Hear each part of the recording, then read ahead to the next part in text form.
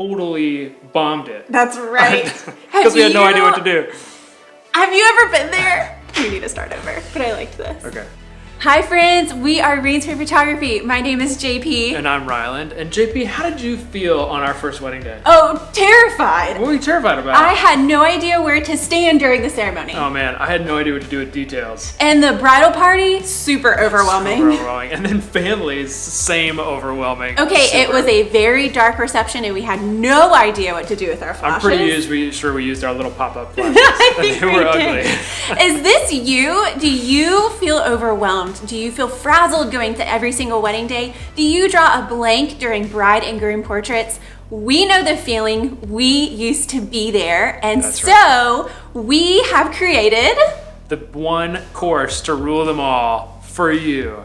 We've created the Confident Wedding Day course, which will walk through every part of the wedding day, giving you the heart, skill, and preparation that you need in order to look forward to every part of the wedding day with confidence. So if you are a wedding photographer struggling with any of these things and you're thinking maybe I should buy a details course or a posing course or all these other little templates to make my life easier, don't do it. Invest in one course that will take you from the very beginning of booking your bride and groom all the way till the end when you give them their final images.